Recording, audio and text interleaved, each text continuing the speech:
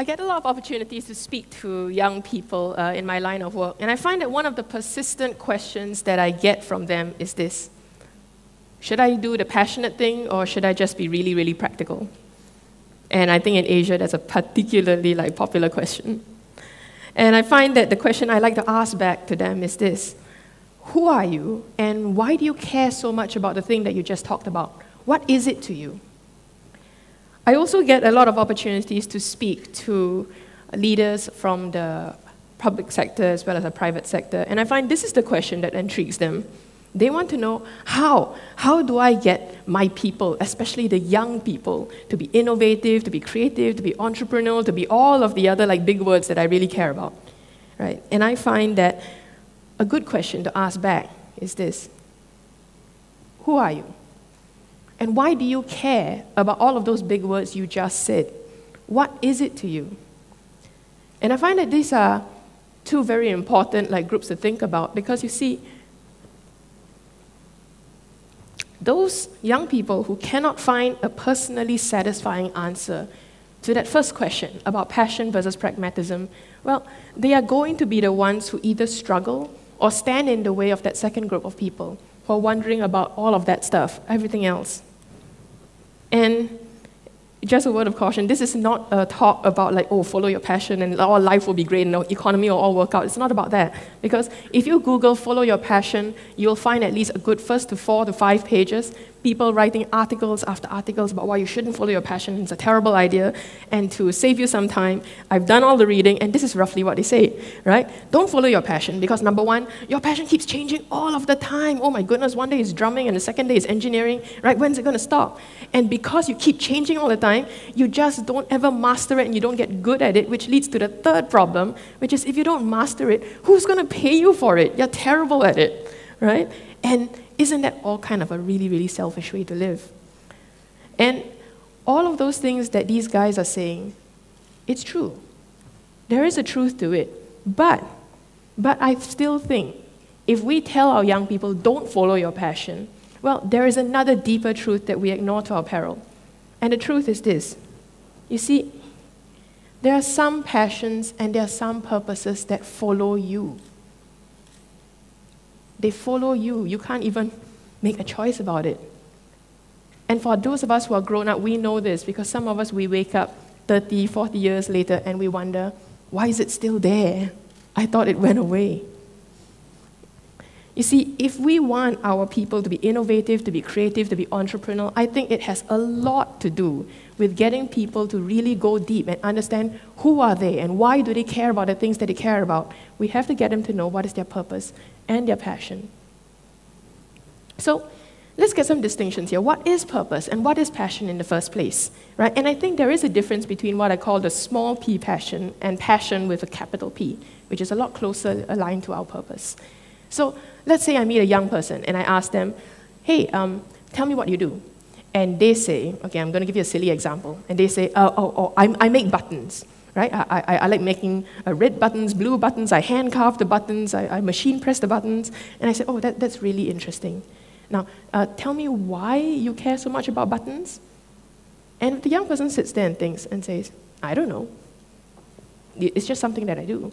Well, then that to me is just a small p passion. They may love it, but it's not very, very deeply aligned to their purpose. But let's say I push that button making kid and say, no, tell me, because nobody talks about button making like that. Tell me again, why do you do it? And the kid after a while says, okay, this is going to sound very stupid, and I never told anyone before, but when I make the buttons, I just feel like this is so me. I feel alive. I feel right now really stupid for telling you this, because now everyone's going to think I'm an idiot, right? And I think that's interesting, because that becomes a lot closer, I believe, to what is that person's big P passion or big P purpose. You see, because when you start to talk about it, it gets a bit scary, because now you're forced to be vulnerable. It's a lot closer to who you are. So why is our big P passion or our purpose such a vulnerable thing? Well, following your passion or following your purpose is asking you to follow into a very special type of suffering. And it shouldn't surprise us, because at the root word of passion is to suffer. So if I want a kid to follow their passion, I have to prepare them mentally. I'm asking you to suffer. And what does that mean? In all of us, I don't care whether you're a prime minister or a big CEO or just a kid studying to be a chef or just like a regular employee, this is what I know to be true. In all of us, there are two big groups of stories. One is our story of how things should be, how I should be. And another is a big group of stories called the way things are, the way I really am. And the thing none of us like to talk about is this. There is fundamentally always a gap between the way things should be, the way I should be, and the way things are. There is always a gap. And the thing is, if you care very, very deeply about something, about the work that you do, about the values you bring to the world, then guess what? Your gap is very big. The world of should be is so high, and you suddenly realize how low, how you really are. To follow your passion is to suffer in this gap between the should be of all of the possibilities and opportunities you believe in the world and the are of how imperfect you are, how challenging the circumstances is. And that is no wonder that a lot of us don't want to live there. And so we all choose to close the gap. Some of us who are very, very idealistic, this is how we choose to close the gap. We will choose to live all the way up here in our world of should be. The story of it doesn't exist, right? Let's ignore all the hard issues and the real problems. And if that is your inclination, these are the emotions that you will tend to feel more. Anger, ambition, mindfulness, hope. These are not good or bad emotions. These are just simply emotions, and they're all very healthy to feel. What we should pay attention, though, is if you live in them until they become a habit. They are your mood. A permanent version of anger, ambition, mindfulness, and hope, the permanent version is delusion and contempt. But for those of us who are more practically inclined, well, this is how we deal with it. The story of should be, all our values, all our deals, those big fancy mission statements, all those opportunities I believed in, forget it. It doesn't exist. Let's just take life as it is. Live down here, and I'm going to pull everyone down here to live here, right here with me. And if that is you, these are the emotions that you will tend to feel. Peace, cynicism, fear, regret, all perfectly healthy emotions to feel. And again, your concern should be if you live in them permanently, like a mood, because the permanent version of these emotions is apathy and indifference. And so you see, both extreme idealism and extreme pragmatism are actually unsustainable and unhealthy ways to live. They make you a lousy employee and they make you a lousy CEO. The most successful and balanced people that you will meet, the healthiest people that you'll meet, the kinds of the success that you want, these are the ones who are willing to say, there is a gap. I believe in the should-bes. I also see how things are. And because I can, all of these emotions, I live in them every day. That's how it is. And what's interesting is the moment that we are able to be honest and vulnerable, not just about our passions, but our vulnerabilities as well, we create a very, very interesting space for someone else in the room to step in and say, me too. I didn't know you saw that and you saw that too. And you see, when you create that, compassion is a very interesting thing. We think it's a fuzzy, fuzzy word, but it's not. There's a great strength in it. Compassion is the willingness to suffer together with. If you look at the most popular cult brands out there and you wonder why do some customers stick to that brand like crazy even though that brand's going through so much suffering, and you look at some companies and wonder why do some employees stick with some employer and they suffer with that employer, well, it's because they are in compassion with them. It is in that space of compassion where the most meaningful, the most joyful, and the most sustainable partnerships, collaborations, customers, and opportunities can be found. When I started School of Thought at 25, right, this was 15 years ago, well, we started it because we cared about young people caring about the world. That's it. And the tuition center just was a convenient way of doing it. And 5 years later, when we decided, we see that to help young people care, it's actually important to help them understand complex world issues because no one's actually reaching out to the Asian young person and telling them, look, all of this stuff happening in the world, there's an easier way to understand it.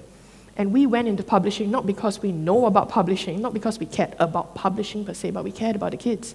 And that's when we ventured into publishing magazines. And at the same time, when we realized if we want to help young people, we can't just stop at young people. We need to somehow reach to the adults as well. And if you stay at school and you just stay publishing, well, the adults won't think it's relevant to them. But if I start a restaurant, everyone feels like they can walk into a restaurant. And at the restaurant, I will enroll you and help you see what these issues are about. At our 10th year mark, when we had 100 overstaffed strong, and financial and organizational issues were really, really coming to the crunch, well, that's when you start to really, really ask yourself, well, look, over 10 years, we've done so much stuff. We teach, we write, we design, we lead trails, we run restaurants. Well, who are we really? I mean, because if we are going to potentially lose it all, if we may one day go broke doing this, who are we and why are we doing this for? Because if we don't have a good enough answer for this, we might as well not do it. And the weird part is, it came down to this. I don't really care about the methods, but I care about the mission. And we realized all we want is to help any organization that shares our care about helping people not be apathetic. So we will design any solutions that we have the talent to do. And when we started to tell that story for the first time in public, and we wondered, who's listening? Who cares? Do we sound stupid talking about this? And it surprised us again and again which organization stepped in. The GIC is one of Singapore's organizations that invests the country's national reserves. And they stepped in and they said, we don't really understand who you are, but I get it that you care. And here's something that we care about. We care about the average 15-year-old teenager understanding what are the stakes involved in investing a country's reserves. And we said, we care. And we also care enough to tell you that 15-year-olds don't care about what you just said, but they love zombie apocalypse computer games. And if you give us a chance, would you pay us to research and develop a game for you, and we will bring as many young people through, and I promise you, every single principle you care about, I will embed it in the game. And they said, we trust you. And similarly, when the Ministry of Defense came to us, and they said, look, we don't really understand who you are. You're not a normal ad agency or a marketing company, but we think you care about the same things that we do. We care about young people understanding that a country's defense is not just about the army tanks and the police officers, it's about social issues, it's about psychological defense as well. Do you care about that? And if you do, would you come in and bid for a job? And we said, sure. And we designed an exhibition for the Ministry of Defense that looks more like it came from an art council or something. And they trusted us for that. And similarly, when one of the country's most respected non-profit organizations came in and they said, we know you don't have social work background, but we get it that you care about the same things that we do.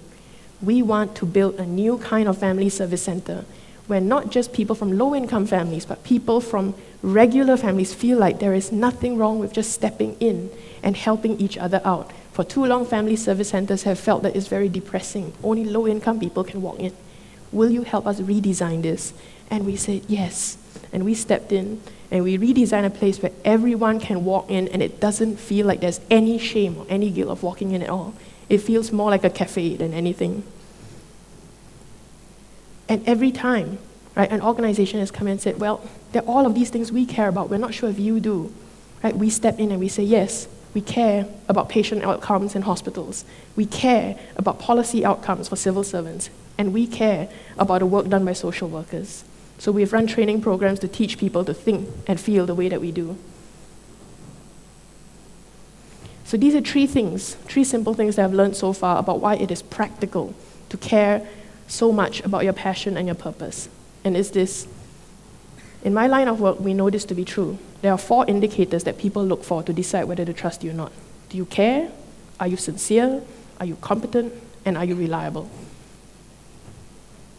And the most important indicator is, do you care?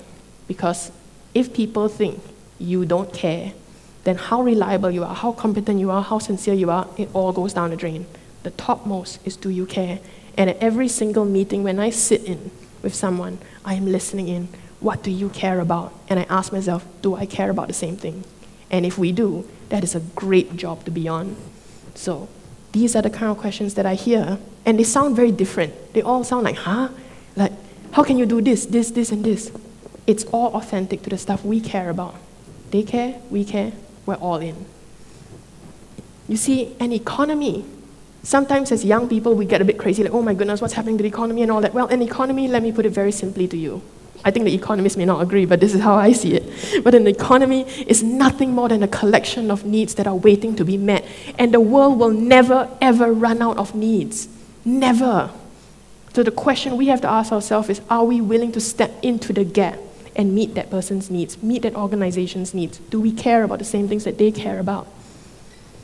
And the thing is, people want someone to help them in their needs, but more importantly, they want someone they can trust. And remember, it's about, do you care? And the most unique selling proposition that you have is your who and your why. You step in, and you yourself are the most valuable offer you can bring into a room. Only when you know your passion and your purpose do you find the inspiration to get skillful. No one wants to get a skill for a skill's sake, but you will pursue the skill to the ends of the earth and master it if it's linked to something you deeply care about. I think for us, especially in Asia, when we talk about work, we make it all about what we do and how we do it, and our conversation stays stuck down there. And the thing is, if all we know about ourselves is all we understand about ourselves and all we speak and offer of ourselves is what we do and how we do it, well, you're always going to be vulnerable to disruptions, because disruption always happens in the realm of hows and whats. So imagine if I asked that button maker boy, well, how are things going today? Oh, it's terrible. No one wants to make buttons anymore, and it's, oh gosh, the robots are coming, and then Amazon is coming into the industry. It's my goodness, like I feel really bad. Maybe I should go and drive a taxi right now, right?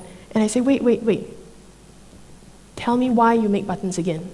And if he says, well, I told you before, you know the stupid thing about I care about people's clothes fastening together and all that. What's that got to do with anything? And I say, wait, your what and your how has changed, but your why has not. That has never been disrupted. You can still do the thing that you most care about.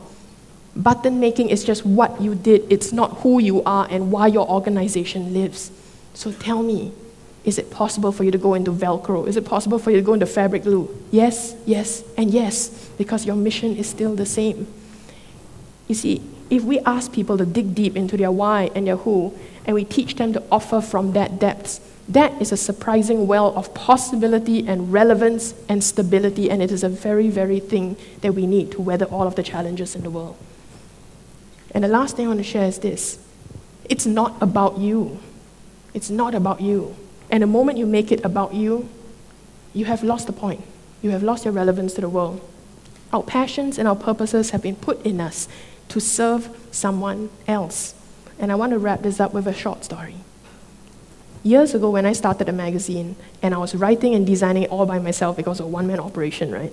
And I was driving myself crazy and thinking, who cares? Why am I doing this for? I should just quit this and do something normal, right? Get a regular salary and be done with it. And I thought, no, just keep doing it, just believe. Years later, when I was teaching in School of Thought, first class of the year, complete group of strangers, a young kid comes up to me and she asks, can I talk to you? And we sit down and we have a pretty difficult conversation about something that was going on in her family, and she was really struggling with whether she should forgive the adults in her life and all that. And at the end of the conversation, I asked her, I'm a complete stranger to you.